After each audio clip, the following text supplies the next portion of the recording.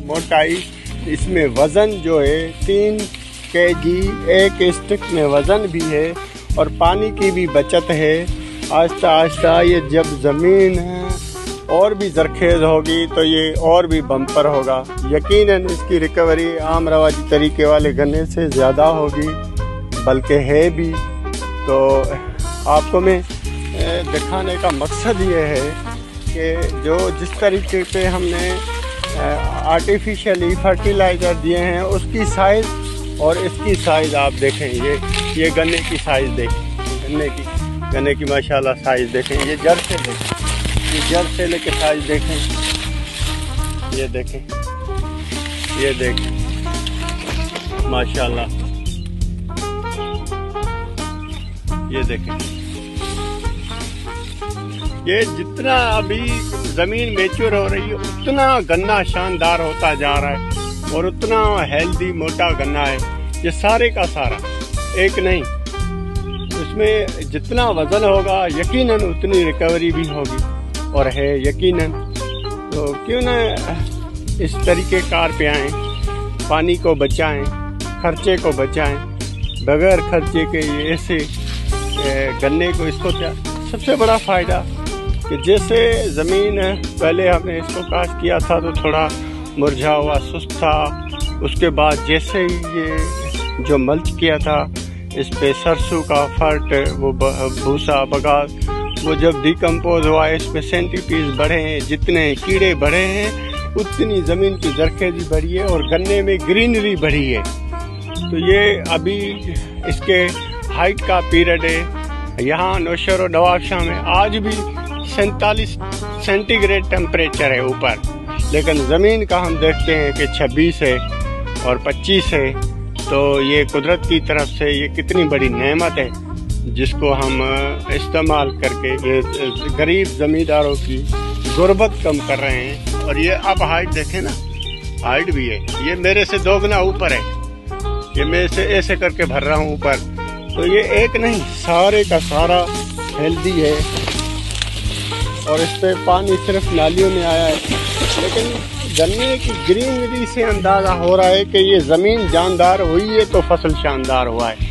इस फसल को जब हम मिल में ले जाएंगे तो यकीनन इसकी ब्रिक्स दूसरों से ज़्यादा होगी और सबसे बड़ा फ़ायदा ज़मींदार को जो होगा उसका खर्चा कम हुआ।